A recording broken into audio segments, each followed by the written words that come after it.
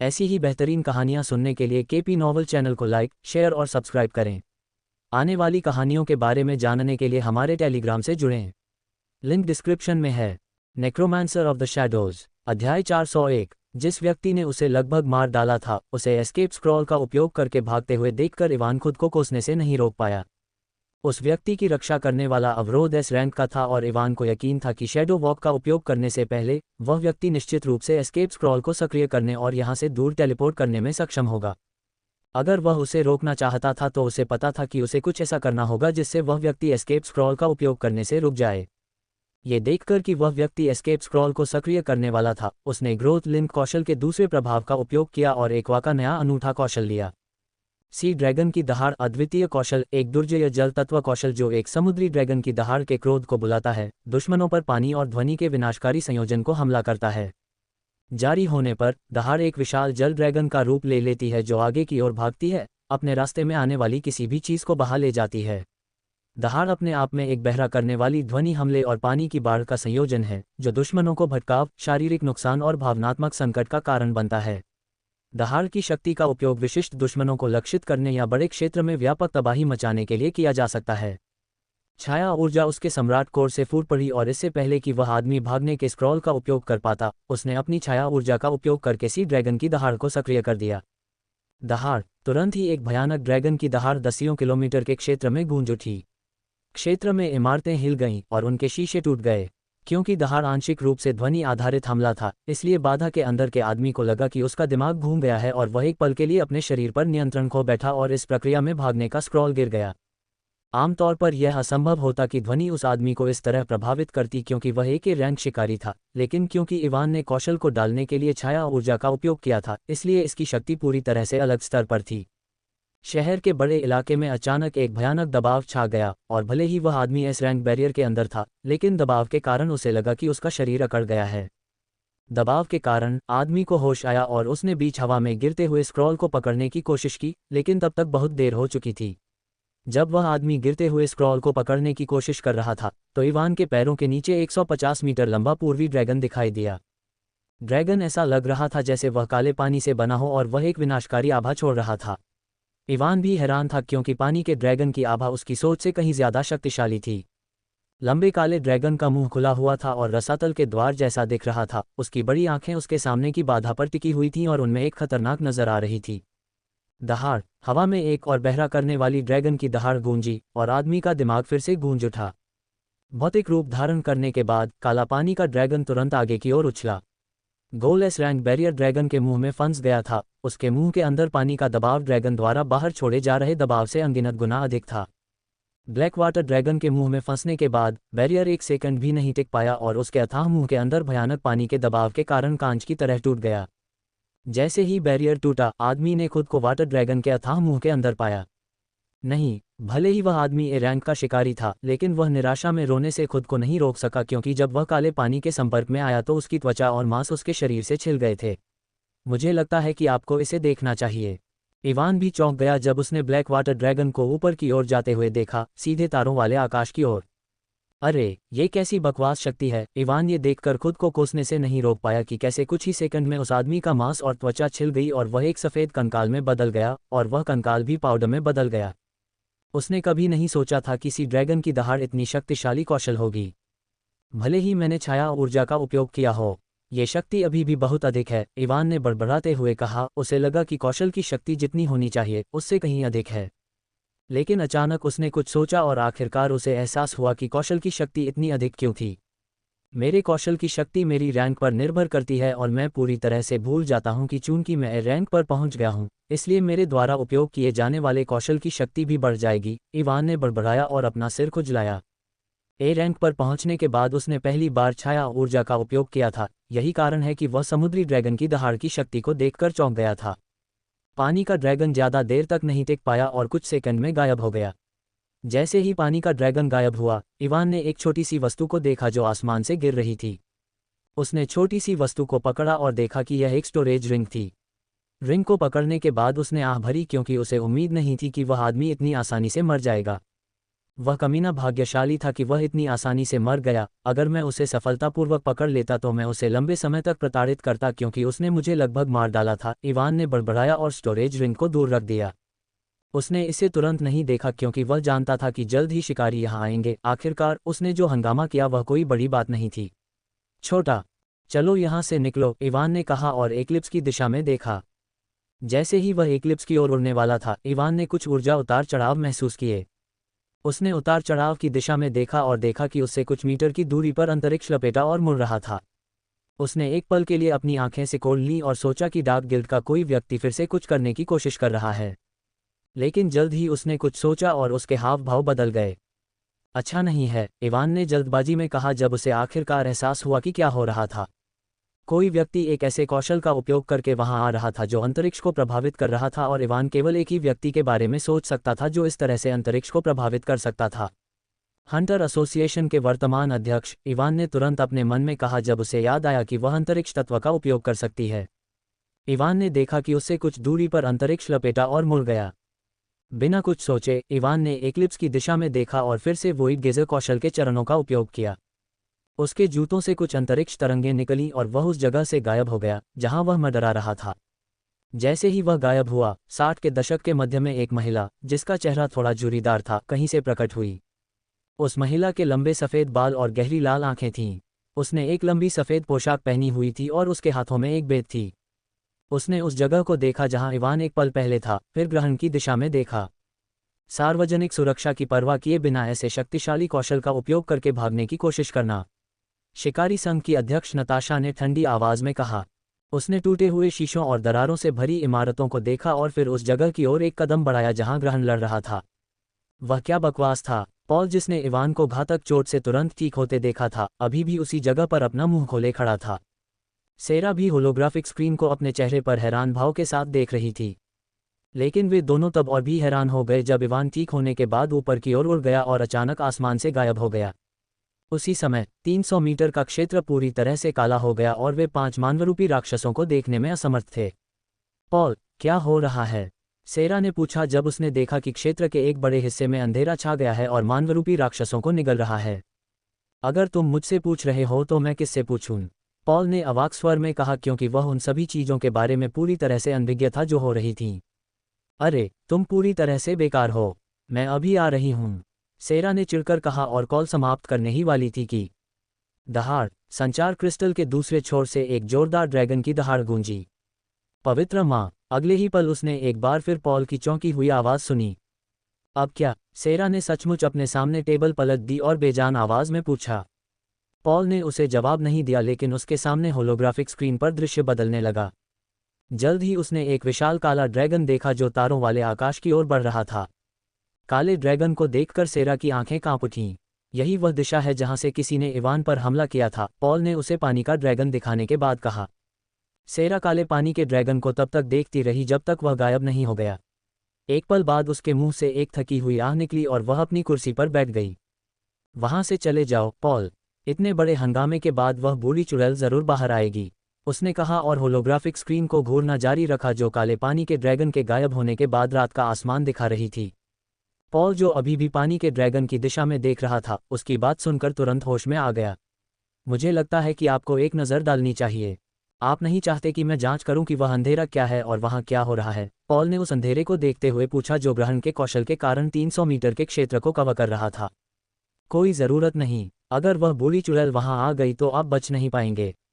बस वहां से चले जाओ, सेरा ने कहा और कॉल समाप्त कर दी। उसके सामने होलोग्राफिक स्क्रीन भी गायब हो गई और वह अपनी कुर्सी पर पीछे झुक गई। ऐसा लग रहा था कि वह विचारों में खो गई है। पॉल ने एक पल के लिए अपने सामने के अंधेरे को देखा, इससे पहले कि वह भी उस जगह से गायब हो जाए जहां वह खड़ा था। कुछ सेकंड के बाद वह गायब हो गया। इवान अचानक स्टेप्स ऑफ वॉइड गेजर का उपयोग करते हुए अंधेरे क्षेत्र के ऊपर दिखाई दिया। उसके हाव भाव गंभीर थे क्योंकि वह महसूस कर सकता था कि कोई उसकी दिशा में तेज गति से आ रहा था। बिना किसी हिचकिचाहट के वह अंधेरे में गोता लगा गया।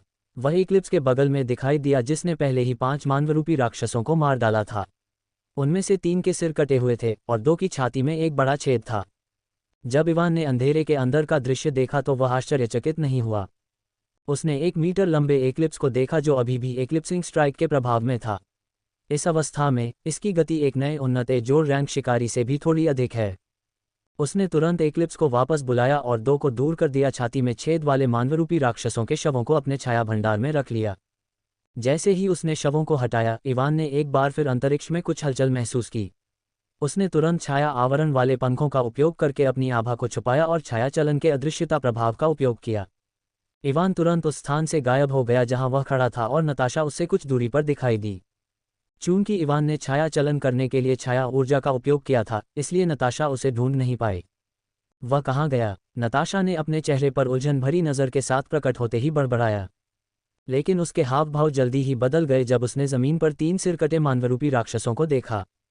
इवान धीरे धीरे उस स्थान से पीछे हट रहा था जहां वह खड़ा था। छाया आवरण वाले पंखों की वजह से छाया चलन की अदृश्यता का प्रभाव और भी बढ़ गया, क्योंकि वह अपनी आभा को पूरी तरह से छुपा सकता था। जैसे ही वह पीछे हट रहा था, वह बूढ़ी औरत को देख रहा था और उसे देखने के बाद उसके दिमाग में केवल एक ही विचार आया, शक्तिशाली। हालांकि वर्तमान में वह कुछ हद तक एस रैंक के शिकारी से भी लड़ सकता है, फिर भी उसे लगा कि अगर वह उसके खिलाफ लड़ेगा तो 1 मिनट भी नहीं टिक पाएगा। तो ये सबसे शक्तिशाली शिकारी है, इवान ने सोचा जब वह उससे 100 मीटर से भी ज्यादा दूर था। उसने उसे मानवरूपी राक्षसों के शवों की जांच करते और अपराधी की तलाश में इधर उधर देखते हुए देखा। उसने एक गहरी सांस ली और जाने के लिए मुड़ गया। उसने छायापंख या किसी अन्य कौशल का उपयोग नहीं किया, क्योंकि वह जानता था कि अगर वह किसी अन्य कौशल का उपयोग करता है तो बहुत अधिक संभावना है कि वह उसे भांप लेगी।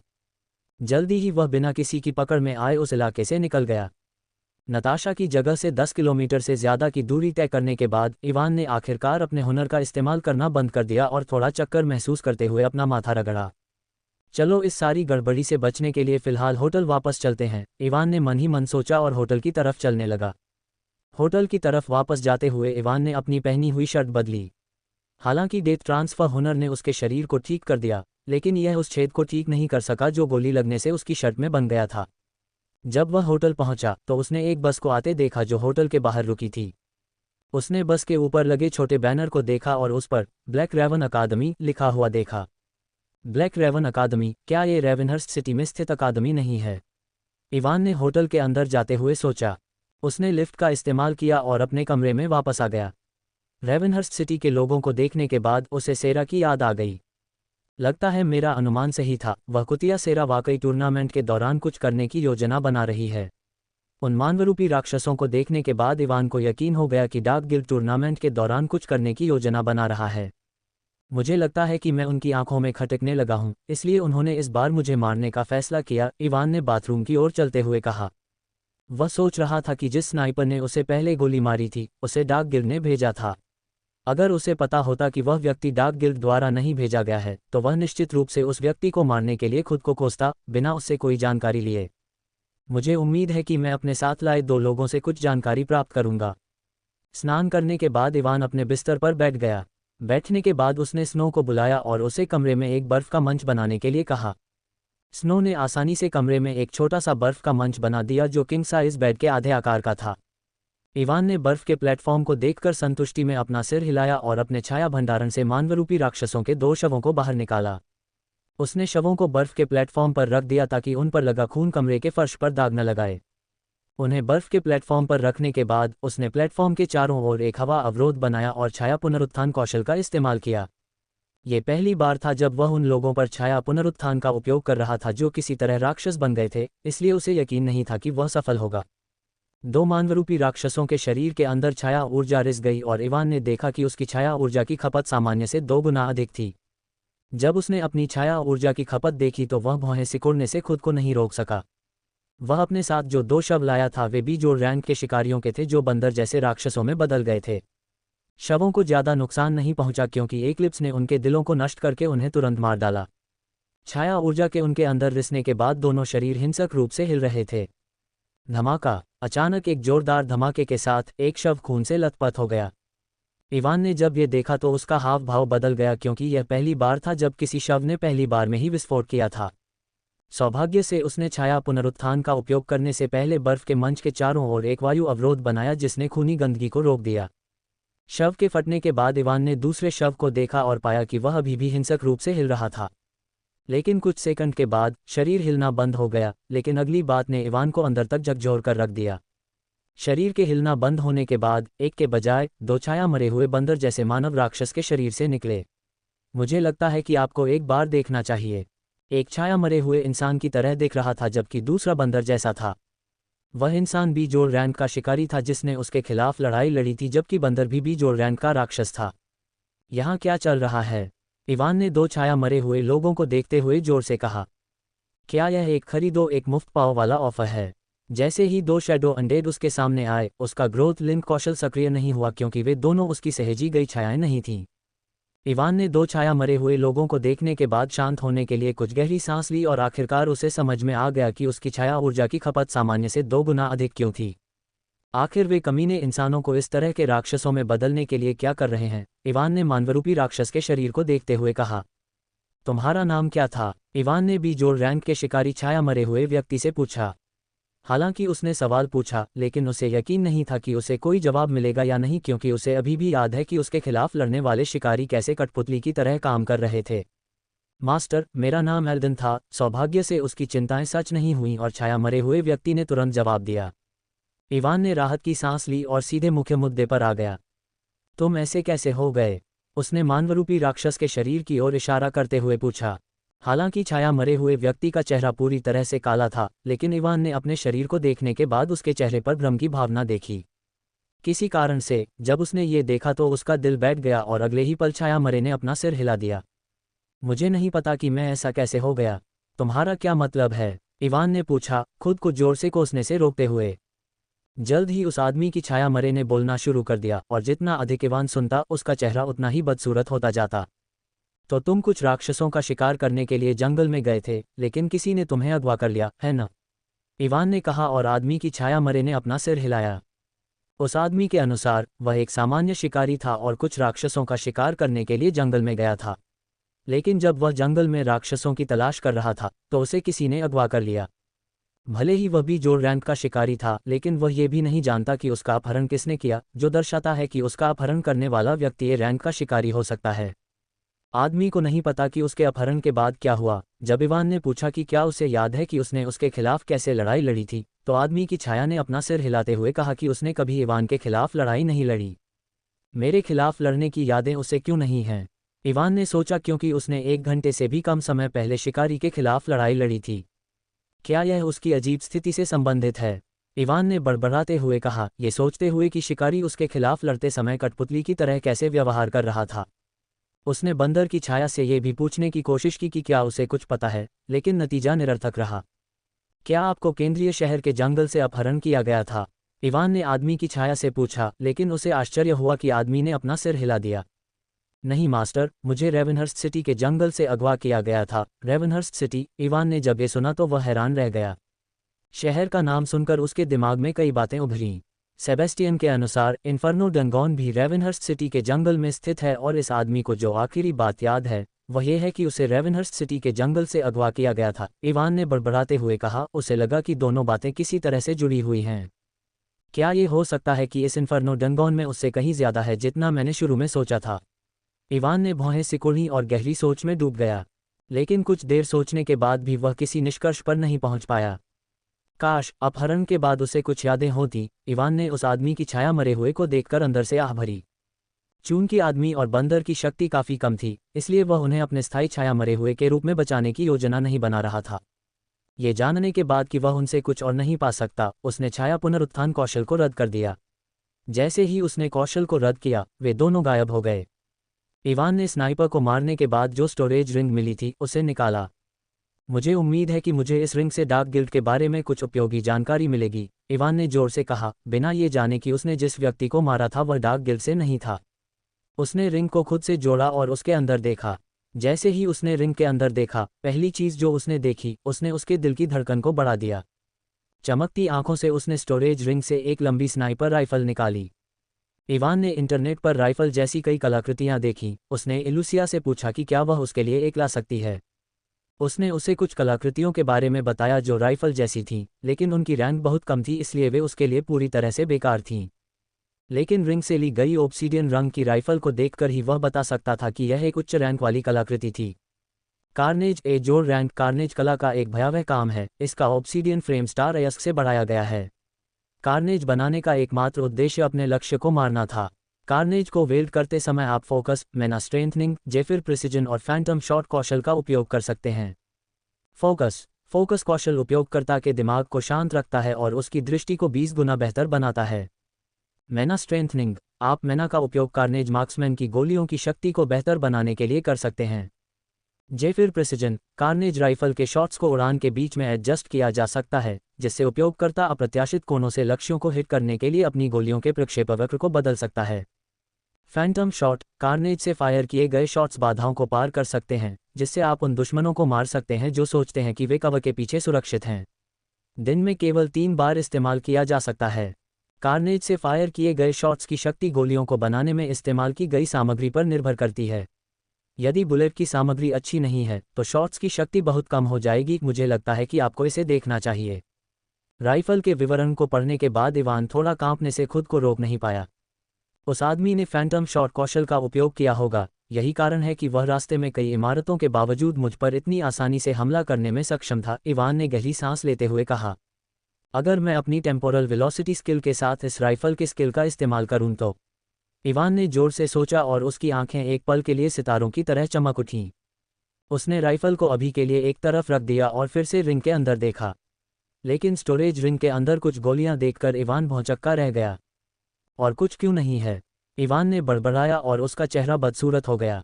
उसे स्टोरेज रिंग से कुछ उपयोगी मिलने की उम्मीद थी जो उसे सेरा या डार्क गिल्ड के किसी अन्य सदस्य के बारे में कुछ सुराग दे सके, लेकिन रिंग के अंदर केवल कुछ गोलियां देखकर उसे समझ नहीं आया कि क्या कहे।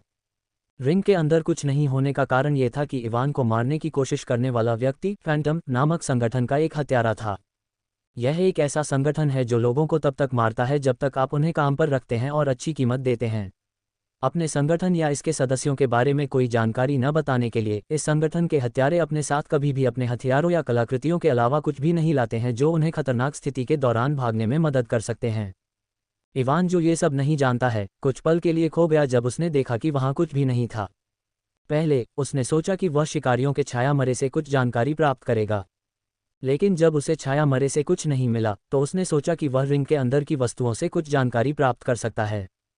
लगता है कि मुझे अभी भी कुछ समय तक इंतजार करना होगा, तभी मैं उनका ख्याल रख पाऊंगा। इवान ने स्टोरेज रिंग से सभी गोलियां निकालते हुए कहा, मैं जल्द से जल्द डार्क गिल्ड का ख्याल रखना चाहता था ताकि मैं अपने मोनाक कोर की रैंक बढ़ाने पर ध्यान केंद्रित कर सकूं। इवान ने अपना सिर हिलाते हुए खुद से कहा, अपने टाइटल रूल ब्रेकर की वजह से वह रैंक पर पहुंचने के बाद टावर ऑफ असेंशन का इस्तेमाल कर सकता है।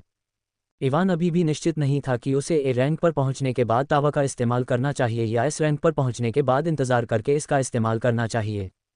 मुझे डार्क गिल्ड का ख्याल रखने के बाद टावर ऑफ असेंशन के बारे में सोचना चाहिए, इवान ने बुदबुदाया और कार्नेज की गोलियों को देखा। गोलियां 6 सेंटीमीटर लंबी थीं और गहरे काले रंग की थीं। रिंग के अंदर कुल 16 गोलियां थीं। जब उसने उनके विवरण को देखा तो उसने पाया कि वे पल्लूटो नामक धातु से बनी थीं। हालांकि उसे यकीन नहीं था कि यह पल्लूटो किस तरह की धातु है, लेकिन उसे यकीन था कि यह एक उच्च श्रेणी की सामग्री होनी चाहिए क्योंकि गोलियां काफ़ी शक्तिशाली दिख रही थीं। कम से कम उस छाया मरे हुए को सुनने के बाद मैं अनुमान लगा सकता हूं कि इस इन्फर्नो कालकोठरी में कुछ गड़बड़ हो सकती है। इवान ने बड़बड़ाया और गोलियां और राइफल रख दी। चलो बस टूर्नामेंट शुरू होने का इंतजार करते हैं क्योंकि वह कुतिया सेरा निश्चित रूप से इसके दौरान कुछ करेगी और शायद मैं उस दौरान उसे अपने हाथों में ले सकूं। ठीक है, तुम जा सकते हो, एक बेजोड़ रैंक के शिकारी ने इवान को उसका शिकारी कार्ड वापस देते हुए कहा। धन्यवाद। इवान ने उसे धन्यवाद दिया और केंद्रीय शहर से निकलकर जंगल में प्रवेश किया। सूर्य अभी भी उग रहा था और सुबह हो चुकी थी। जब वह शहर से बाहर आया तो उसने कई शिकारियों को देखा जो रात भर शिकार करने के बाद जंगल से वापस आ रहे थे।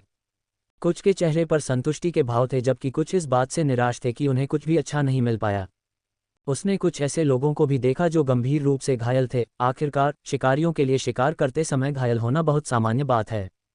शहर से निकलने के बाद उसने छाया पंखों का इस्तेमाल किया और केंद्रीय शहर के क्षेत्र को छोड़कर उड़ गया। जब वह उड़ रहा था तो समय समय पर वह अपनी स्थिति से गायब हो जाता था और फिर कुछ दूरी पर फिर से प्रकट होता था, जिससे उसकी गति बहुत बढ़ जाती थी। यह नया कौशल वास्तव में अच्छा है, इवान ने शहर से दूर उड़ते हुए अपनी सांसों में कहा। कल रात उस व्यक्ति की स्टोरेज रिंग की जांच करने के बाद जिसने उसे लगभग मार डाला था, इवान ने सारी जानकारी अपने अंदर समाहित कर ली। कोर जो उसने अब तक एकत्र किए थे उन्हें छोड़कर केवल 4 A+ रैंक कोर रह गए। सभी कोर को अवशोषित करने के बाद उन्हें उनसे 4 कौशल प्राप्त हुए और वर्तमान में वह उड़ते समय उनमें से एक का उपयोग कर रहा था। Flicker step. इस कौशल का उपयोग करके आप छोटी दूरी को जल्दी से कवर करने के लिए तेज, लगभग टेलीपोर्ट जैसे कदम उठा सकते हैं, लेकिन यह आपकी सहनशक्ति को तेजी से कम करता है। अचानक उसने 5 मीटर लंबा भूत कौवा देखा जो उससे 5 किलोमीटर दूर उड़ रहा था। भूत कौवा सी जोर रैंक पर था और उसका शरीर सामान्य कौवा की तरह पूरी तरह काला था। भूत कौवा को देखकर इवान के होंठ ऊपर की ओर मुड़ गए। बिना किसी चेतावनी के उसने एक के बाद एक फ्लिकर स्टेप्स का इस्तेमाल किया और एक पल में कौवे के सामने पहुंच गया। जब इवान अचानक उसके सामने आया तो भूत कौवा दंग रह गया, लेकिन इससे पहले कि वह समझ पाता कि क्या हो रहा है, इवान की मुट्ठी नीली रोशनी से चमक उठी और उसने एक और कौशल का इस्तेमाल किया जो उसे कल रात मिला था। ध्वनि प्रतिध्वनि। इस कौशल का उपयोग करके आप ध्वनि कंपनों का उपयोग कर सकते हैं, अपने मुखों को उच्च आवृत्तियों पर प्रतिध्वनित करने वाले शॉकवेव में बदल सकते हैं। इन शॉकवेव की शक्ति उपयोगकर्ता की ताकत और चपलता पर निर्भर करती है। जैसे ही नीला प्रकाश दिखाई दिया, उसकी मुट्ठी से शक्तिशाली ध्वनि कंपन निकला। उसने बिजली की गति से भूत कौवे के सिर पर टैप किया और अगले ही सेकंड धमाका, भूत कौवे का शरीर खून के धुंध में फट गया। हवा का एक शक्तिशाली झोंका कहीं से आया और खून के धुंध को उड़ा दिया। इवान की मुट्ठी के चारों ओर की नीली चमक गायब हो गई और उसने अपनी कमर पर हाथ न रखने, 90 डिग्री के कोण पर आकाश को देखने और एक अभिमानी युवा मास्टर की तरह हंसने की पूरी कोशिश की। भले ही इतने सारे कोर को अवशोषित करने के बाद भी मेरा मोनाक कोर भी रैंक के 1/4 अंक तक नहीं पहुंचा है, लेकिन मेरी शक्ति में वृद्धि को कम करके नहीं आंका जा सकता है, इवान ने एक छाया में बदलते हुए कहा जो उस स्थान से गायब हो गया जहां वह खड़ा था। बस कुछ ही मिनटों में वह केंद्रीय शहर से सैकड़ों किलोमीटर दूर था। उसने अपनी आध्यात्मिक इंद्रियों का उपयोग किया जो अब 10 किलोमीटर से अधिक क्षेत्र को कवर कर सकती थी और पुष्टि की कि उस क्षेत्र में कोई शिकारी नहीं था। ये पुष्टि करने के बाद कि कोई नहीं था, इवान ने फ्लिकर स्टेप्स का उपयोग किया और ज़मीन पर दिखाई दिया।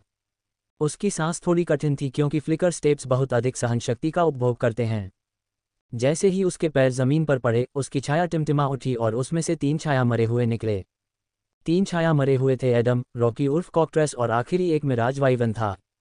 मिराज वाइवन अपने भ्रम जादू के लिए जाने जाते हैं और काफ़ी दुर्लभ हैं। भले ही उसने कालकोठरी में कई वाइवन को मार डाला, लेकिन उसका सामना सिर्फ एक मिराज वाइवन से हुआ। चूंकि उसके पास सिर्फ एक मिराज वाइवन था, इसलिए इवान ने उसे सिर्फ मिराज नाम दिया। उनमें से 3 को बुलाने के बाद इवान एडम की ओर चला गया। एडम, तुम्हें नक्शा देखना आता है न? इवान ने अपने स्टोरेज रिंग से नक्शा निकालते हुए पूछा, हालांकि उसे पहले से ही जवाब पता था। हाँ मास्टर, एडम ने अपना सिर हिलाया। अच्छा, इवान ने कहा और उसे वह नक्शा दिखाया जो उसने पहले निकाला था। नक्शे पर एक क्षेत्र लाल घेरे से चिन्हित था। उसने चिन्हित क्षेत्र की ओर इशारा किया। रॉकी और मिराज के साथ इस चिन्हित स्थान पर जाओ। मैं चाहता हूं कि तुम लोग इस पूरे क्षेत्र की खोज करो जिसे मैंने नक्शे पर चिन्हित किया है। देखें कि क्या आपको वहां कुछ मिल सकता है। एडम ने इवान से नक्शा लिया और चिन्हित क्षेत्र को देखा। चिन्हित क्षेत्र को देखने के बाद उसने कोई सवाल नहीं पूछा और बस अपना सिर हिला दिया। खोज करते समय अपने आप को छिपाने के लिए मिराज की क्षमता का उपयोग करें। ठीक है, एडम ने कहा और रॉकी और मिराज को देखा। उसने नक्शे पर जो स्थान चिन्हित किया था वह क्षेत्र था जिसके बारे में सेबस्टियन ने उसे बताया था कि इन्फर्नो डंगोन कहाँ स्थित हो सकता है। बी जोर रैंक के शिकारी की छाया मरे से ये सुनने के बाद कि उसे रेवनहर्स्ट शहर के जंगल से अगवा किया गया था, इवान को लगा कि इस कालकोठरी में कुछ गड़बड़ हो सकती है। इसलिए उसने अपने छाया मरे को वहां भेजने का फैसला किया। रॉकी, तुम उनमें से सबसे मजबूत हो, अपने साथियों को सुरक्षित रखना। इवान ने रॉकी की ओर देखा और हल्की आवाज में कहा। उसे उनकी चिंता नहीं थी, भले ही वे नष्ट हो जाएं, वह उन्हें फिर से बुला सकता है। लेकिन रॉकी ने उसकी बातों को गंभीरता से लिया और सिर हिलाया। और वैसे उस क्षेत्र में शिकारी संघ के लोग हो सकते हैं, उनसे बचने की पूरी कोशिश करो। इवान ने एडम से कहा, यह याद करने के बाद कि शिकारी संघ की विशेष इकाई के लोग भी उस क्षेत्र में कुछ खोज रहे थे। एडम ने अपना सिर हिलाया और रॉकी की पीठ पर बैठ गया। अगर तुम्हें कुछ मिले तो छाया इंद्रियों का उपयोग करके मुझसे संपर्क करना। इवान ने अपना हाथ हिलाया और रॉकी और मिराज जंगल से उड़कर रेवेनहर्स्ट शहर की ओर बढ़ गए। अपनी गति से वे 2 या 3 दिनों में वहां पहुंच सकते हैं, इवान ने अपने छाया मरे हुओं को उड़ते हुए देखकर खुद से सोचा। एडम के रॉकी और मिराज के साथ चले जाने के बाद इवान तुरंत शहर नहीं लौटा। उन्हें विदा करने के बाद वह जंगल में इधर उधर भटकता रहा। लगभग 2 घंटे तक जंगल में रहा और जितने भी राक्षस उसे मिले उनका शिकार किया। उनका शिकार करने के बाद उसने अपनी कोर की रैंक बढ़ाने और अपनी सहन शक्ति को पुनः प्राप्त करने के लिए उनकी ऊर्जा को अवशोषित करने के लिए ऊर्जा भक्षण कौशल का उपयोग किया। इस दौरान उसने अपनी दूसरी स्किल का भी परीक्षण किया जो उसे कल रात मिली थी और वह परिणामों से काफ़ी प्रसन्न था। Amber vitality. इस स्किल का उपयोग करके आप आग या गर्मी के स्रोतों से ऊर्जा प्राप्त कर सकते हैं और इस ऊर्जा का उपयोग चोटों को ठीक करने के लिए कर सकते हैं। इवान को ये स्किल सोलर वायवन के कोर को अवशोषित करने के बाद मिली। उसने इस स्किल की उपचार शक्ति का परीक्षण किया और पाया कि वह इस स्किल का उपयोग करके अपनी छोटी मोटी चोटों को बिना किसी समस्या के ठीक कर सकता है। जहां तक चौथे स्किल की बात है तो उसने उसे आजमाने की हिम्मत नहीं की क्योंकि वह उस स्किल के बारे में अनिश्चित था। हालांकि मुझे नहीं लगता कि अगर मैं इस स्किल का उपयोग करता हूं तो कुछ बुरा होगा, लेकिन फिर भी। इवान ने स्किल के विवरण को याद करने के बाद खुद से सोचा। अंत में उसने अपना सिर हिलाया और फिलहाल उसे मिले चौथे स्किल के बारे में सोचना बंद कर दिया।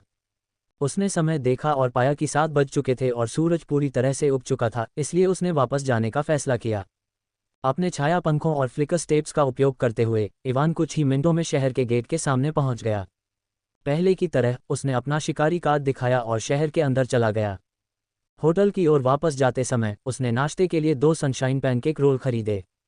कल रात जब वह शहर में घूम रहा था और विभिन्न प्रकार के भोजन का स्वाद ले रहा था तो उसने सुना कि यह पैनकेक केंद्रीय शहर का सबसे प्रसिद्ध नाश्ता है, इसलिए वह इसे आजमाना चाहता था। जैसे ही उसने चलते चलते पैनकेक रोल खाया, वह संतुष्टि में अपना सिर हिलाए बिना नहीं रह सका। उसे स्वीकार करना पड़ा कि केंद्रीय शहर का भोजन एस्ट्रेट सिटी से बहुत बेहतर था। जैसे ही वह होटल पहुंचा, उसने अचानक वैलेरी, ग्लोरिया और अन्य लोगों को देखा। चारों ने इवान को भी देखा और जब उसने उनके हाथों में देखा तो उसने पाया कि उनके हाथों में भी पैनकेक रोल थे। ऐसा लगता है कि मैं अकेला नहीं हूं जो यहाँ भोजन का आनंद ले रहा हूं। इवान ने आखिरी निवाला खाकर अपना पैनकेक रोल खत्म किया और खुद से सोचा। तुम अब सो नहीं रहे हो? वैलेरी ने पूछा क्योंकि उनमें से 4 ने उसे देखा। मैं अभी नाश्ते के लिए बाहर गया था, अब जब मेरा पेट भर गया है तो मैं फिर से सोने जा रहा हूँ। इवान ने रोल के रैपर को कूड़ेदान में फेंकते हुए उसे जवाब दिया जो उससे कुछ दूरी पर रखा हुआ था। एमी और अन्य लोगों के मुंह में ये सुनकर गुस्सा आ गया कि वह फिर से सोने की योजना बना रहा है। तुम्हारे पसीने से तर चेहरे और उन खून के धब्बों को देखकर मुझे नहीं लगता कि तुम अभी नाश्ता करने बाहर गए हो। वैलेरी ने उसके चेहरे और उसके कपड़ों पर खून के कुछ छोटे छोटे धब्बों की ओर इशारा करते हुए व्यंग्यात्मक स्वर में कहा। इवान ने वैलेरी द्वारा इंगित की गई जगह की ओर देखा और अपने कपड़ों पर खून की कुछ बूंदें देखीं। हालांकि मैं खून रोकने के लिए हवा अवरोधक का उपयोग कर रहा था। इवान ने अपने कपड़ों पर खून देखकर अपना सिर हिलाया। ठीक है, मुझे अपना स्वास्थ्य बनाए रखने की आवश्यकता है, इसलिए मैं नाश्ता करने से पहले सुबह की कुछ कसरत करने के लिए जंगल में चला गया। इवान ने कहा जैसे कि यह कोई बड़ी बात नहीं थी। लेकिन ग्लोरिया, एमी और जैक्सन ने उसे ऐसे देखा जैसे वह पागल हो। केवल वैलेरी उसे सामान्य आंखों से देख रही थी। तुम कसरत के लिए राक्षसों का शिकार करने गए थे? जैक्सन ने पूछा। हाँ, क्या इसमें कुछ गड़बड़ है? इवान ने भ्रमित चेहरे से पूछा जब उसने देखा कि वे उसे कैसे देख रहे थे। इवान की बात सुनकर जैक्सन का मुंह कांप उठा। वह चिल्लाना चाहता था कि केवल एक पागल ही जंगल में जाएगा और कसरत के लिए राक्षसों को मारेगा, लेकिन उसने अपना मुंह बंद रखने का फैसला किया। अचानक उन सभी 5 ने एक बस को अपनी ओर आते देखा। जब उन्होंने बस के ऊपर बैनर देखा तो उन्होंने तुरंत उसे पहचान लिया। वे आर्केनम अकादमी से हैं, वैलेरी ने बस के ऊपर लोगो देखकर कहा। आर्केनम अकादमी एक्वाविले शहर में स्थित है। जब इवान ने बस को आते देखा तो किसी कारण से उसे थोड़ा असहज महसूस हुआ। मुझे बेचैनी क्यों हो रही है? इवान ने भौहें सिकुड़ी और संकुचित आंखों से आने वाली बस को देखा। जल्द ही बस उनसे कुछ दूरी पर रुक गई। 4 लोग जो A+ रैंक के थे बस से बाहर निकले। वे अकादमी के शिक्षक होंगे, इवान ने सोचा जब उसने 2 पुरुषों और 2 महिलाओं को देखा। शिक्षकों के बाद 5 युवा लोग बस से बाहर निकले। जब इवान ने उन 5 लोगों को देखा तो उसे लगा कि उसने उन्हें कहीं देखा है। अचानक उसकी आंखें कांप उठीं जब उसे याद आया कि उसने उन्हें कहाँ देखा था और साथ ही उसे आखिरकार समझ में आ गया कि वह असहज क्यों महसूस कर रहा था। ये ट्रैप वाला। फिर से इवान के मुंह से यह शब्द निकला कि उसने एक्वाविले शहर में देखे गए ट्रैप वाले आदमी को बस से बाहर आए 5 लोगों के बीच देखा। बाकी 4 लोग वे थे जिन्हें उसने ऑगडैन मिशन के दौरान ट्रैप वाले लड़के के साथ देखा था। अध्याय 181। बहुत सुंदर। अचानक इवान ने जैक्सन को खुद से बुदबुदाते हुए सुना। जब उसने उस पर नजर डाली तो उसने देखा कि जैक्सन नूह उर्फ ट्रैप वाले लड़के को ऐसे देख रहा था जैसे वह उसके रूप से मंत्रमुग्ध हो गया हो। उसने देखा कि वैलेरी और दूसरी 2 लड़कियां भी अपनी आंखें चौड़ी करके ट्रैप वाले लड़के को देख रही थीं। ये लड़का और भी सुंदर हो गया। इवान सोचने से खुद को रोक नहीं पाया जब उसने नूह को भी रैंक पर आगे बढ़ते देखा और उसका आकर्षण और भी बढ़ गया। मैं उसका नंबर लेने की कोशिश करूंगा, जैक्सन ने अचानक गंभीर आवाज में कहा। इवान ने जोर से आह भरी और जैक्सन की तरफ देखा। तुम्हारे साथी के तौर पर मेरे पास तुम्हारे लिए एक सलाह है। जैक्सन अपनी मंत्रमुग्ध अवस्था से बाहर आया और उसे सुनने के बाद इवान की तरफ देखा। वैलेरी और दूसरे लोग भी उसे देखकर हैरान थे कि वह क्या कहना चाहता है।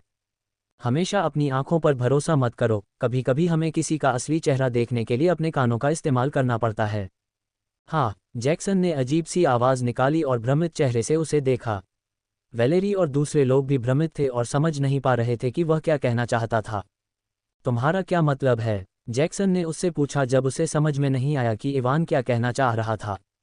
ठीक है, हालांकि मैं तुम्हें सीधे बता सकता हूं कि मेरा क्या मतलब है। मुझे लगता है कि तुम्हारे लिए इसे खुद अनुभव करना अच्छा होगा, इवान ने कहा और जाने के लिए मुड़ा। बस याद रखो कि अपनी आंखों पर भरोसा मत करो, क्योंकि अगर उसने इसे बाहर निकालने का फैसला किया तो उसकी आंखें तुम्हारी आंखों से बड़ी हो सकती हैं। यह आदमी क्या कहना चाह रहा है? जैक्सन ने जोर से कहा जब उसने इवान को वहां से जाते देखा। इवान ने जैक्सन को अनदेखा किया और दूर जाते हुए एक्लिप्स को एक आदेश दिया। एक्लिप्स चुपके कौशल का उपयोग करके अपने छाया भंडारण से बाहर आया और वहां से गायब हो गया। जैक्सन को लगा कि पूरी दुनिया उसकी आंखों के सामने ढह रही थी। उसे विश्वास नहीं हो रहा था कि वह अपने सामने क्या देख रहा था, या ये कहना अधिक सटीक होगा कि उसे विश्वास नहीं हो रहा था कि उसके कान क्या सुन रहे थे। क्या हमें शहर के चारों ओर देखना चाहिए? ये पहली बार है जब मैं केंद्रीय में आया हूँ शहर। धमाका! जैक्सन ने एक कदम पीछे हटते हुए सुना कि सपनों को नष्ट करने वाली मर्दाना आवाज़ उस सबसे खूबसूरत महिला के छोटे से मुंह से निकल रही थी जिसे उसने अपने पूरे जीवन में कभी देखा था। उसका सिर घूमने लगा जैसे कि उसे हथौड़े से मारा गया हो। वैलेरी, एमी और ग्लोरिया के मुंहों आकार में खुल गए और वे भी चकित नज़र से अपने सामने देखने लगीं। आपकी टीम के साथी के रूप में मेरे पास आपके लिए एक सलाह है। हमेशा अपनी आंखों पर भरोसा मत करो, कभी कभी हमें किसी का असली चेहरा देखने के लिए अपने कानों का इस्तेमाल करना पड़ता है। किसी कारण से उन चारों को याद है कि इवान ने उनसे क्या कहा था और वे आखिरकार समझ गए कि उन शब्दों से उसका क्या मतलब था। लेकिन अभी भी एक बात थी जो एक निश्चित दिमागी रूप से मृत महिला को समझ में नहीं आई थी, और चूंकि वह नहीं समझी थी, उसने अपने अच्छे साथियों की ओर देखा और बिना किसी हिचकिचाहट के पूछा, मैं उसकी पहली सलाह समझती हूँ, लेकिन जाने से पहले उसने जो बात कही थी उसके बारे में क्या? जैक्सन का चेहरा पीला पड़ गया जब उसने वैलेरी और इवान के आखिरी शब्द अपने दिमाग में गूंजते हुए सुने। बस इतना याद रखना कि अपनी आंखों पर भरोसा मत करना, क्योंकि अगर उसने इसे बाहर निकालने का फैसला किया तो हो सकता है कि यह तुम्हारी आंखों से बड़ा हो जाए। कांपती आंखों से जैक्सन ने नूह के शरीर के एक खास हिस्से को देखा। इस बीच ग्लोरिया और एमी के चेहरे चुकंदर की तरह लाल हो गए और उन्होंने वैलेरी को गंदी बातें करने के लिए घूर कर देखा। ग्लोरिया और एमी के लाल चेहरों को देखकर और जिस तरह से वे उसे घूर रहे थे, वैलेरी के सिर के ऊपर सवालिया निशान दिखाई दिए और वह उलझन में उन्हें देखने लगी। वैलेरी के चेहरे पर उलझन भरी नज़र देखकर ग्लोरिया और एमी के दिमाग में सिर्फ एक ही विचार आया, यह महिला एक खोई हुई वजह है। इवान, जो पहले ही होटल के अंदर जा चुका था, लड़खड़ा गया और लगभग गिर गया। उसने फुसफुसाती हुई बाली पहनी हुई थी, इसलिए वह वैलेरी की बात आसानी से सुन पा रहा था। इस महिला का दिमाग। इवान को यह भी नहीं पता कि उसे क्या कहना है जब उसने उसे सुना। उस लड़की का नाम एवा है। उसके अनुसार हर आदमी जो नूह को पहली बार देखता है, उसे उसके अजीबोगरीब अनोखे शरीर के कारण उसके साथ होने वाले बुरे सपने जैसा ही अनुभव होगा। इवान ने अपने मन में बुदबुदाते हुए अपनी उस काली याद के बारे में न सोचने की पूरी कोशिश की।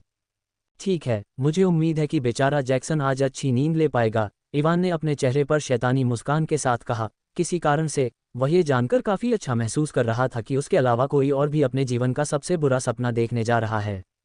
भले ही उसका अनोखा शरीर एक छायादार गोली की तरह काम करता हो, फिर भी यह एक अनोखा शरीर है, इसलिए सेरा द्वारा उसे निशाना बनाए जाने की संभावना काफ़ी अधिक है।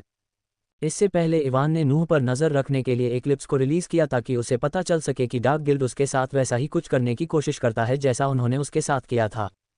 यह अच्छा होगा अगर मैं टूर्नामेंट शुरू होने से पहले कुछ सुराग पा सकूं, इवान ने लिफ्ट के अंदर जाते हुए अपने मन में सोचा।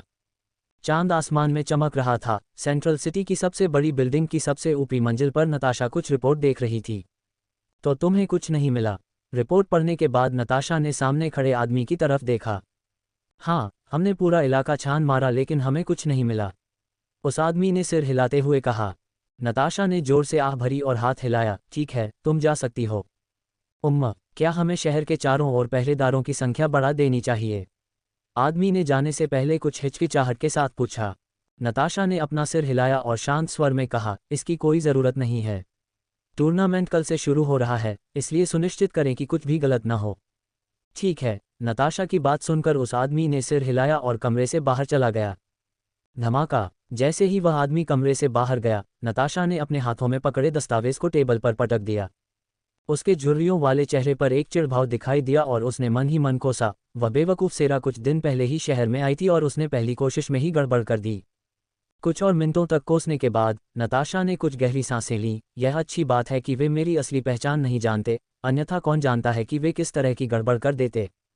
लेकिन सेरा जिस बच्चे को पकड़ने की कोशिश कर रही है वह वास्तव में कुछ और ही है। भले ही वह इतने सारे शिकारियों से घिरा हुआ था, फिर भी वह बिना किसी समस्या के वहां से भागने में सफल रहा। नताशा ने इमारत की खिड़की से शहर को देखते हुए कहा, भले ही मुझे नहीं लगता कि कल जो हुआ उसके बाद बेवकूफ़ सेरा कुछ करने की कोशिश करेगी, फिर भी मुझे उस होटल पर नज़र रखने के लिए किसी को भेजना चाहिए जहां वह बच्चा रह रहा है। सेरा ने बुदबुदाते हुए अपनी कनपटियां रगड़ी। अगर कल जैसी घटना फिर से हुई तो यह निश्चित रूप से उन एस रैंक के शिकारियों का ध्यान आकर्षित करेगी जो टूर्नामेंट के कारण शहर में आए थे।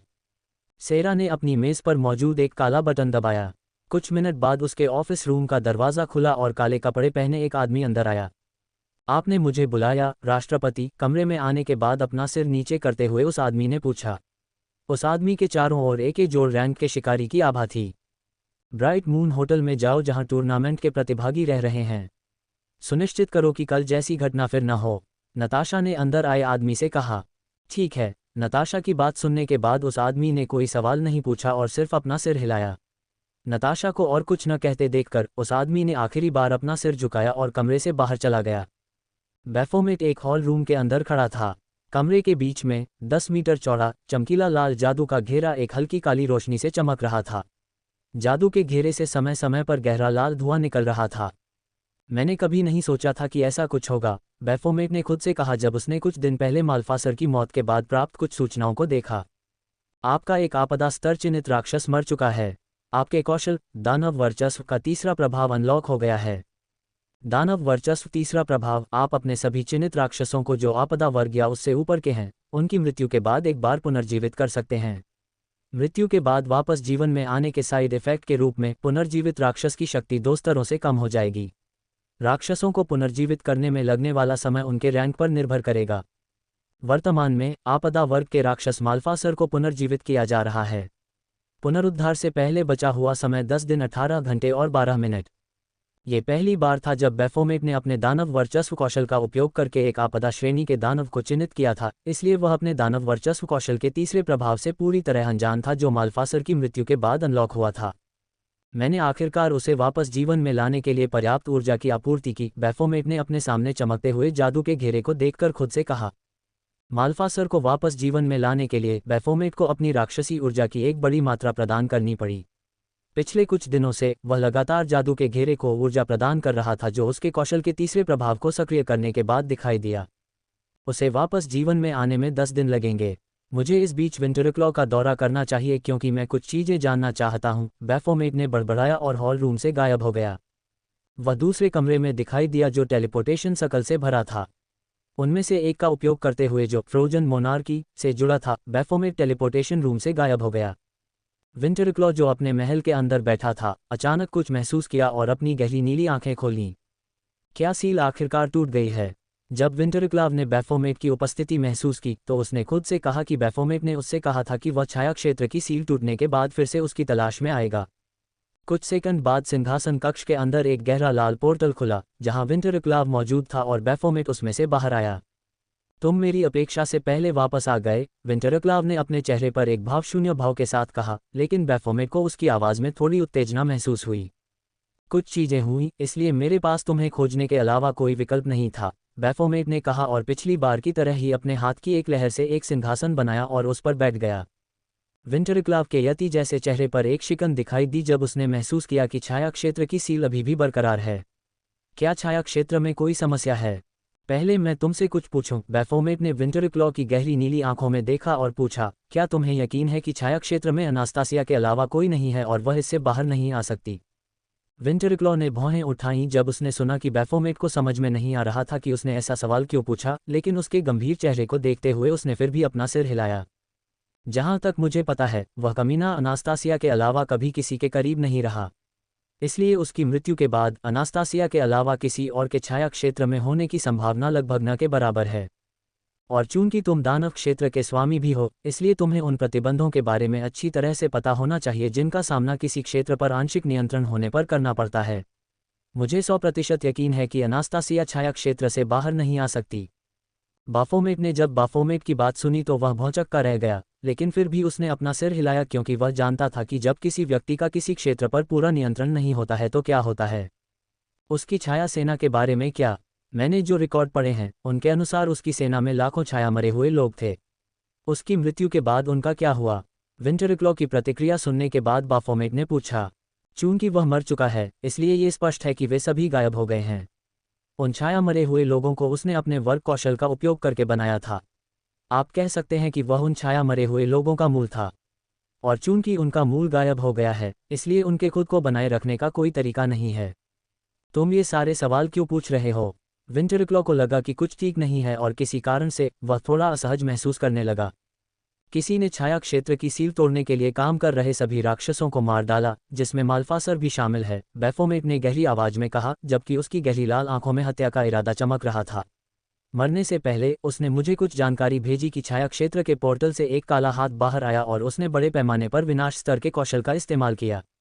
अगर तुम सही हो और छाया क्षेत्र के अंदर अनास्तासिया के अलावा कोई नहीं है, तो वह व्यक्ति कौन था जिसने उस कौशल का इस्तेमाल किया?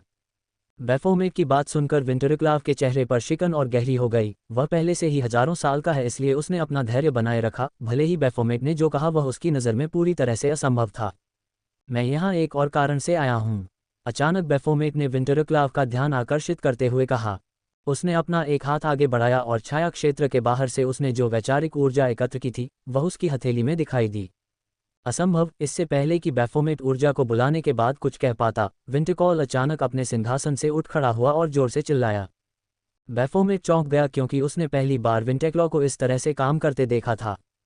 यह ऊर्जा, यह है अंडरस्को। इससे पहले कि विंटरक्लॉ अपनी बात पूरी कर पाता, उसके पेट के चारों ओर का सफ़ेद फर गायब होने लगा। कुछ ही सेकंड में उसके पेट के चारों ओर का फर पूरी तरह से गायब हो गया और बैफोमेट तब दंग रह गया जब उसने विंटरक्लॉ के पेट में एक छेद देखा। एक अजीब काली ऊर्जा उसके मांस को निगलने की कोशिश कर रही थी, लेकिन एक हल्की नीली ऊर्जा काली ऊर्जा को घेर रही थी और मुश्किल से उसे उसके मांस को निगलने से रोक रही थी। ये कैसे संभव है? नहीं, कुछ गड़बड़ जरूर है, विंटरक्लॉ ने जोर से चिल्लाया जैसे वह पागल हो गया हो। उसके शरीर से एक भयानक ठंडी आभा निकली। उसके शरीर से निकलने वाली आभा इतनी ठंडी थी कि उसके आसपास का स्थान भी जम गया था। यहाँ तक कि उससे हजारों किलोमीटर दूर रहने वाले लोगों की आत्माएं भी जम गई थीं। विंटरक्लॉ के अजीब व्यवहार को देखकर बैफोमेट दंग रह गया। उसने पहली बार देखा था कि ठंडा और उदासीन विंटरक्लॉ इस तरह अपनी भावनाओं पर नियंत्रण खो रहा था। उसने विंटरक्लॉ के पेट में छेद और उसके हाथ में ऊर्जा को देखा, उसके घाव के चारों ओर की वह काली ऊर्जा और वह ऊर्जा जो मैंने एकत्र की। बैफोमेट ने मन ही मन सोचा, लेकिन जल्द ही उसकी आंखें चौड़ी हो गईं। जब उसने दोनों ऊर्जाओं को ध्यान से देखा तो उसे आसानी से महसूस हुआ कि वे दोनों एक दूसरे से काफ़ी मिलती जुलती थीं। सिर्फ इतना फर्क था कि विंटरक्लॉ के घाव के चारों ओर की ऊर्जा छाया क्षेत्र के बाहर से एकत्र की गई ऊर्जा से हजारों गुना ज्यादा शक्तिशाली थी। तुम्हें इस ऊर्जा के निशान कहाँ से मिले? विंटरक्लॉ ने अपने पेट में घाव को पूरी तरह से अनदेखा करते हुए जल्दबाजी में पूछा। बैफोमेट ने विंटरक्लॉ के घाव को देखना बंद कर दिया और उसे बताया कि उसने छाया क्षेत्र के बाहर ऊर्जा कैसे पाई।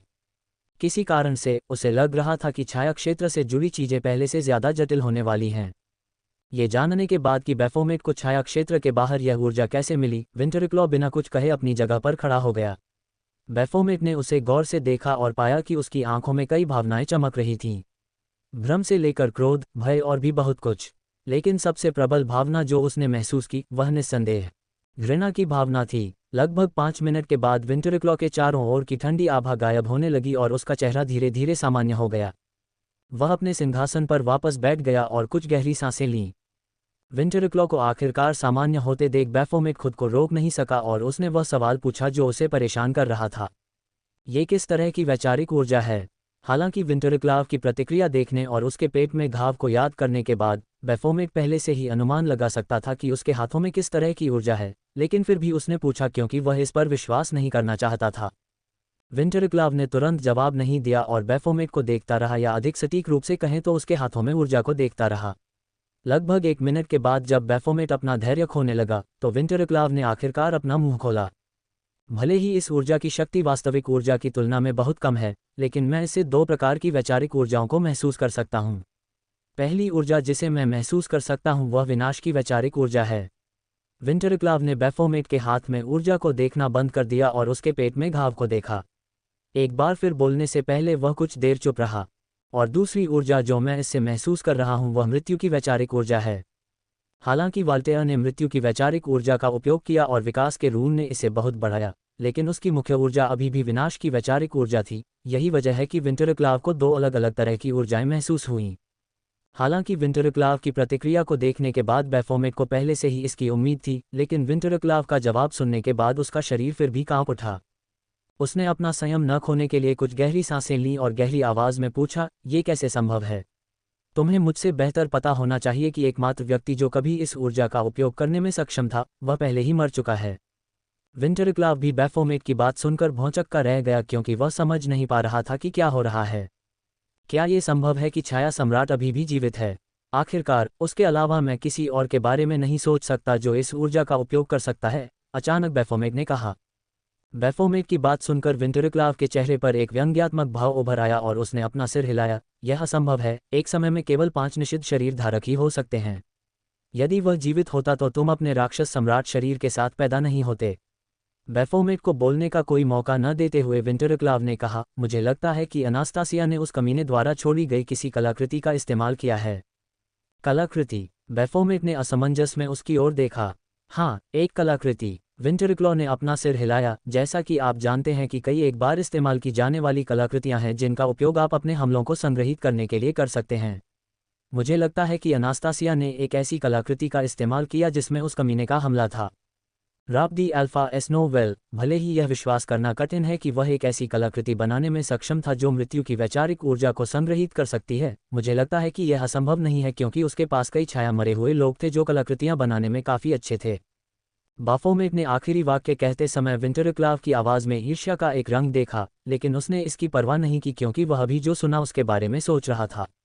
अगर यह एक कलाकृति थी तो यह पूरी तरह से समझ में आता है कि मुझे मृत्यु की वैचारिक ऊर्जा के निशान कैसे मिले, बाफोमेट ने खुद से सोचा। इससे उसका संदेह भी दूर हो गया कि अनास्तासिया छाया क्षेत्र से बाहर नहीं आई है, क्योंकि भले ही वह बाहर नहीं आ सकती फिर भी वह छाया क्षेत्र के पोर्टल से बाहर एक कलाकृति फेंक सकती है। वैसे मुझे लगता है कि आपको आकाश से मिलना चाहिए। अचानक विंटरक्लाव ने पकड़ लिया बैफोमेट का ध्यान आकर्षित किया और कहा, अनास्तासिया को उससे बेहतर कोई नहीं जानता, इसलिए यदि आप कुछ भी खोए बिना अनास्तासिया से निपटना चाहते हैं तो आपको उससे मिलना चाहिए। मैंने सुना है कि आपने कुछ साल पहले उसकी किसी चीज़ में मदद की थी, इसलिए मुझे नहीं लगता कि अगर आप उससे मदद मांगेंगे तो वह आपको अस्वीकार कर देगी। विंटरक्लॉ की बात सुनकर बैफोमेट की गहरी लाल आंखें चमक उठीं। वास्तव में मुझे उससे मिलना चाहिए, उसने खुद से सोचा, लेकिन फिर वह अंदर ही अंदर कोसने से खुद को रोक नहीं पाया। इस वानर के बजाय मुझे आकाश को शुरू से ही छाया क्षेत्र के बारे में बता देना चाहिए था। ऊर्जा के बारे में अपना उत्तर पाकर बैफोमेट खड़ा हो गया। मैं तो जा रहा हूँ, उसने कहा और उसके सामने एक लाल पोर्टल प्रकट हुआ। जब आप सफलतापूर्वक सील तोड़ देंगे तो मुझे सूचित करना मत भूलना, बैफोमेट के पोर्टल के अंदर जाने से पहले विंटरक्लॉ ने कहा। बैफोमेट ने मन ही मन व्यंग किया, लेकिन उसका भाव नहीं बदला और उसने अपना सिर हिलाया। सिर हिलाने के बाद उसने उसके जवाब का इंतजार नहीं किया और पोर्टल के अंदर चला गया। इवान रात के आसमान को अपने चेहरे पर परेशानी भरे भाव के साथ देख रहा था। टूर्नामेंट शुरू होने में 12 घंटे से भी कम समय बचा था, लेकिन इवान एक बिल्कुल अलग मामले के बारे में सोच रहा था। आखिर मेरे साथ क्या गड़बड़ है? उसने जोर से आह भरते हुए कहा। उसके चेहरे पर परेशानी के भाव थे, डार्क गिल्ड या किसी और वजह से नहीं, वह खुद की वजह से परेशान था। इससे पहले क्लियर स्काई अकादमी के छात्र भी होटल में पहुंच गए और जैसा कि इवान ने उम्मीद की थी, क्लियर स्काई अकादमी से आए छात्र भी होटल में पहुंच गए। सोफी और अन्य लोग थे जो नेफ्लियम शहर के राक्षस ज्वार के दौरान उसके साथी थे। चूंकि वे जानते थे कि इवान भी टूर्नामेंट में भाग ले रहा है, इसलिए होटल पहुंचने के बाद मार्क ने उसे फ़ोन किया। जब इवान ने देखा कि मार्क उसे बुला रहा है तो उसे नहीं पता था कि क्यों, लेकिन किसी कारण से उसे लगा कि वह उनसे मिलना नहीं चाहता। ये वही भावना थी जो उसे तब हुई थी जब वैलेरी और अन्य लोगों ने उससे पूछा था कि क्या वह उनके साथ शहर में घूमना चाहता है। उसके अंदर कुछ ऐसा था जो उसे किसी कारण से लोगों से दूर रहने के लिए कहता रहता था। ओलिविया को मारने के बाद मुझे ऐसा महसूस होने लगा, इवान ने गहरी सोच में आसमान की ओर देखते हुए कहा। हालांकि वह जानता था कि उसे लोगों से बातचीत करना कभी पसंद नहीं था, लेकिन यह इस हद तक नहीं था कि वह व्यावहारिक रूप से हर किसी से मिलने से बचता था। अब जब मैं इसके बारे में सोचता हूँ तो मुझे ये भी नहीं पता कि मुझे लोगों से बात करना क्यों पसंद नहीं है।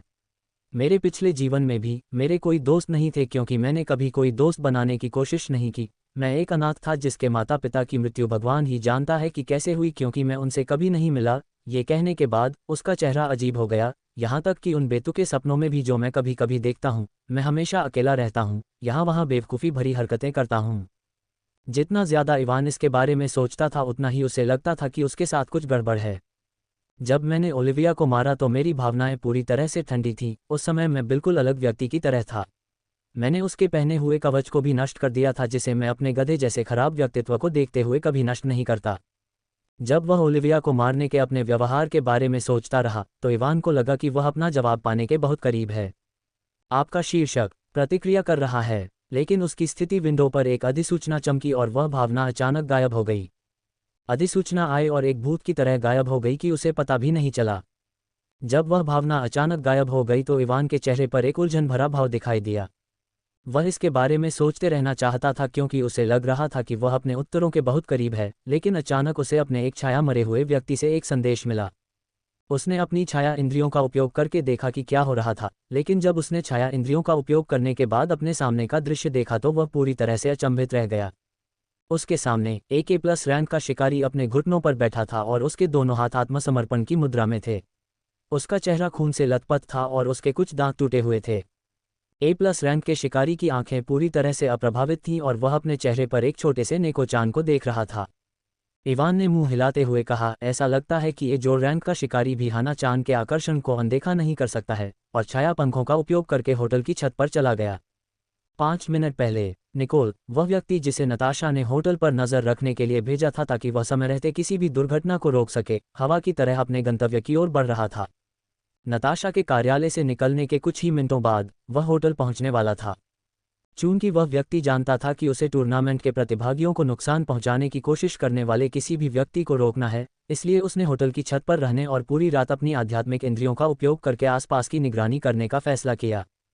भले ही उसे ऐसा मूर्खतापूर्ण काम करने वाला एक चौकीदार जैसा महसूस हो रहा था, लेकिन अपने काम के मामले में बहुत गंभीर होने के कारण निकोल ने इसके बारे में कोई शिकायत नहीं की। जल्द ही वह छत के ऊपर पहुंच गया और अपनी रात की पहरेदारी की ड्यूटी शुरू करने के लिए तैयार था। लेकिन जैसे ही वह अपनी आध्यात्मिक इंद्रियों का उपयोग करने वाला था, छत के एक कोने में आंखें बंद करके बैठी एक छोटी काली बिल्ली ने अपनी आंखें खोलीं और उसकी ओर देखा। वह छोटी बिल्ली हाना थी जिसे इवान ने होटल के आसपास की निगरानी करने के लिए पहले भेजा था। चूंकि वह बहुत छोटी थी इसलिए उसके लिए छिपकर आसपास की निगरानी करना बहुत आसान था। हाना ने उस आदमी की ओर देखा जिसने काले कपड़े और काला मुखौटा पहना हुआ था। राब अल्फा एस्नोवेल हाना की आध्यात्मिक शक्ति बहुत अधिक थी, इसलिए वह आसानी से महसूस कर सकता था कि निकोल आध्यात्मिक इंद्रियों का उपयोग करने वाला था। अचानक हाना के शरीर से कुछ अजीब आध्यात्मिक तरंगें निकलीं। निकोल, जो अपनी आध्यात्मिक इंद्रियों का उपयोग करने वाला था, जम गया। उसकी आंखें धुंधली हो गईं और वह धीरे धीरे पीछे मुड़ा, हाना की दिशा में देखने लगा। लेकिन जैसे ही वह मुड़ा, सुनामी की तरह उसकी आध्यात्मिक शक्ति आगे बढ़ी और वह हाना के कौशल से मुक्त होने में सक्षम हो गया। जलती हुई बैंगनी आंखों वाली छोटी बिल्ली को देखकर निकोल को लगा कि उसके शरीर के सारे बाल खड़े हो गए हैं। उसने तुरंत पीछे हटने की कोशिश की, लेकिन उसे ये देखकर बहुत बुरा लगा कि भले ही वह अपने दिमाग को साफ करने में सक्षम था, लेकिन उसका शरीर उसके आदेश का पालन नहीं कर रहा था। अचानक हाना की आंखों में बैंगनी लपटें चमक उठीं और अपने शरीर को नियंत्रित न कर पाने के कारण निकोल ने अपने चेहरे पर मुक्का मारा। धमाका! निकोल को लगा कि उसका सिर घूम रहा है और उसकी नाक टूट गई है, लेकिन इससे पहले कि वह संभल पाता, उसकी मुट्ठी एक बार फिर चली और धमाका, धमाका, धमाका! अपने शरीर को नियंत्रित न कर पाने के कारण निकोल ने अपना चेहरा पीटना जारी रखा। कुछ ही सेकंड में उसका चेहरा खून से लथपथ हो गया और उसके कुछ दांत टूट गए। पिटाई के कारण निकोल अपनी आध्यात्मिक शक्ति को नियंत्रित नहीं कर पा रहा था। हाना की आंखों में लपटें और भी भड़क उठीं और इस बार वह आसानी से निकोल के दिमाग को नियंत्रित करने में सक्षम थी। हाना द्वारा उसके दिमाग को नियंत्रित करने के बाद निकोल की आंखें पूरी तरह से धुंधली हो गईं। उसने निकोल को घुटनों के बल बैठने का आदेश दिया। निकोल के बैठ जाने के बाद हाना ने अपना सिर हिलाया और आखिरकार अपने मालिक से संपर्क किया ताकि एक संदिग्ध व्यक्ति को पकड़ने के लिए उसकी प्रशंसा की जा सके।